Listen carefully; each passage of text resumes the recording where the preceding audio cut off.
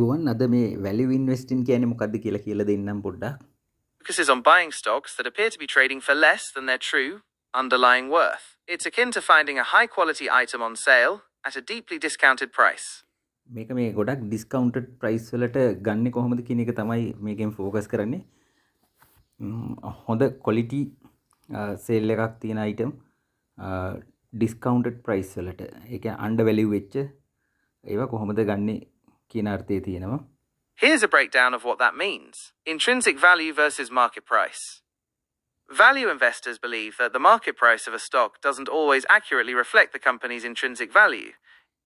ඒ කියන්නේ ඉන්වෙස්ටර්ස්ලා හිතනවා මාකට් එකේ තියෙන ප්‍රයිස් එක නිතරම රිෆ්ලෙක්ට් කරන්නේ නැහැ කියලා මාකට් ප්‍රයිස් ඒකේ තියෙන ඉන්ට්‍රින්සික් වැලියු එක ඒකේ ඇත්ත වටිනාකමයි මාකට් වැලියු එකයි දෙකක්. එතකොට අන්ඩර් වැලියු ඒවා තමයි මේ වැලියු ඉන්වෙස්ටිං වලදී අපි තෝරගන්නේ. It's true. Underlying worth based on its assets, earnings, cash flow, and future prospects. The market can be irrational, overreacting to news or trends, causing stocks to be either overvalued or undervalued. ඒ කියන්නේ market එක ওই news මත තීරණය වෙලා මේක under value වෙන්න පුළුවන්, over value වෙන්න පුළුවන්. හැබැයි ওই නිවුස් මත නෙමෙයි මේ ඉන්වෙස්ට් මොකද්ද? අපි වැලියු ඉන්වෙස්ටින් වලදී අපි තීරණ ගන්නේ. Analysis.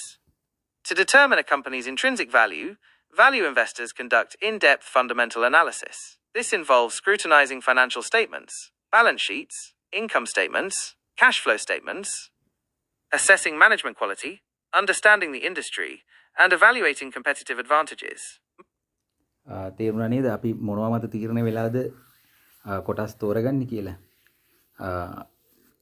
එතකොට මේ කම්පැනි අනාගතය කොහොම වෙයිද, මේකේ මැනේජ්මන්ට් එක කොහොමද, ක්වොලිටි එක කොහොමද, ඒගොල්ලන්ගේ තියෙන කම්පිටිටිව් ඇඩ්වාන්ටේජස්, ඒ කියන්නේ තරඟකාරීත්වය කොච්චර තියෙනවද, මේවා මත තමයි අපි තීරණය කරන්න ඕනේ. Margin of safety. A crucial concept in value investing is the margin of safety. This means buying a stock at a price significantly below your estimated intrinsic value. This discount acts as a buffer against potential errors in your valuation or unexpected negative events, protecting your investment. ඒ කියන්නේ මේකේ තියෙන්න ඕනේ අපි මෙහෙම stock එකක් ගත්තාම ඒකේ ඇත්ත වටිනාකමට වඩා ඩිස්කවුන්ට් එකක් තියෙන්න ඕනේ.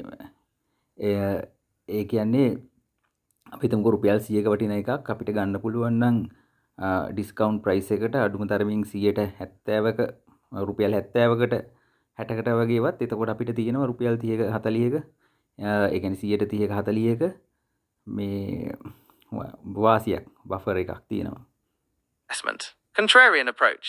Value investors often adopt a contrarian mindset.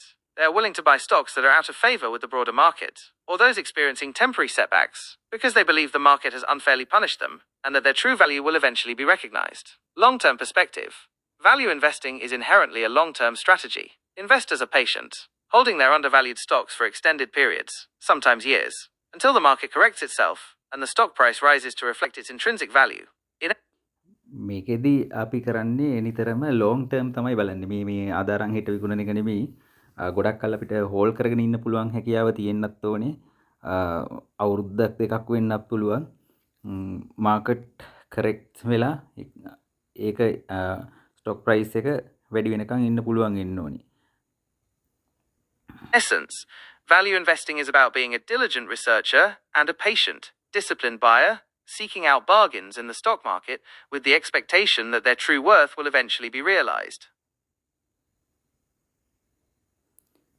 ඒ කියන්නේ කෙටියෙන්ම කියනවා නම් value investing is about being a diligent researcher and a patient, disciplined buyer.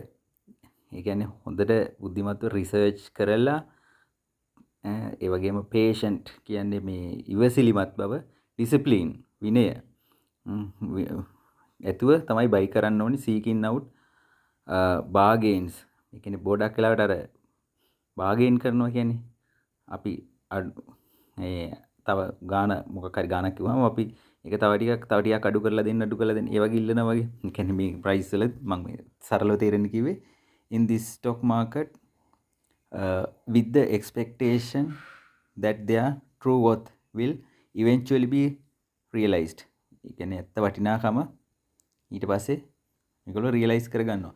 ඇත්තටම මේක මේ බෙන්ජමින් ග්‍රෑම් සහ ඊට පස්සේ එයාගේ ගෝලයෙක් තමයි මොකද්ද වෝරන් බෆට්.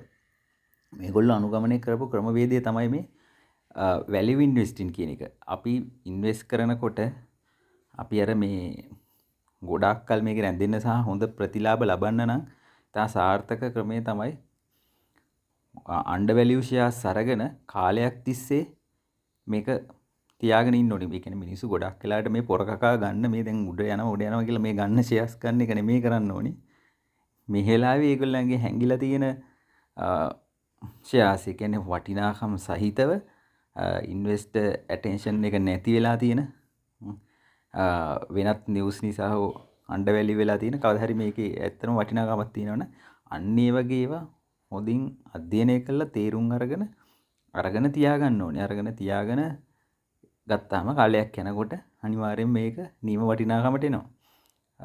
ඊට පස්සේ අපිට ඒකෙන් මේ ප්‍රොෆිට් රියලයිස් කරන්න පුළුවන්. හොඳ ලාභයක් ලබා ගන්න පුළුවන්. ඒක තමයි වැලියු ඉන්වෙස්ටින් කියන්නේ. නැතුව ඕගාලා මෙන්න උඩ යනවා මෙන්න මාකට් එක වැඩි වෙනවා කියලා ඒක උඩින් අරගෙන එකපාර ඊට පස්සේ පහු වෙනකොට මේකෙන් මේ ලොස් වෙන එක නෙමෙයි.